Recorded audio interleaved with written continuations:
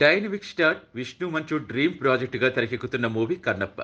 భారీ బడ్జెట్తో రూపొందుతున్న ఈ సినిమాపై భారీ అంచనాలు నెలకొన్నాయి. ఈ సినిమా నుంచి సరికొత్త అప్డేట్ వచ్చింది. ఈ సినిమా ద్వారా మంచువారి మూడో తరం నటుడు తెరపై ఎంట్రీ ఇవ్వనున్నాడు.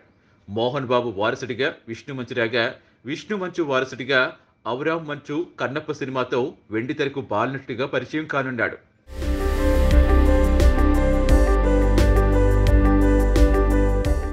భారీ ప్రాజెక్ట్ కన్నప్ప మూవీతో అవరామ్ సినిమా రంగ ప్రస్థానం మొదలు పెట్టనున్నాడు. మోహన్ బాబు నుంచి మొదలుకుని ఈ మూవీలో 3 తరాలకు చెందిన మంచు కుటుంబ సభ్యులు నటిస్తున్నట్టయింది. ఈ సినిమాలో మోహన్ లాల్, ప్రభాస్, మోహన్ బాబు వంటి హేమా హేమీలు నటిస్తున్నట్టుగా ఇప్పటికే మేకర్స్ ప్రకటించిన విషయం తెలిసిందే.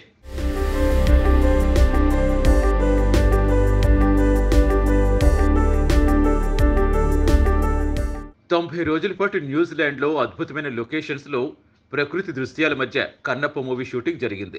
ఈ సినిమాలో అవరామ్ పాత్రకు ఎంతో ప్రాధాన్యం ఉన్నట్టుగా తెలిసింది. తన కొడుకు సినిమాలు నటిస్తుండటంపై విష్ణు మంచు ట్విట్టర్లో స్పందించారు.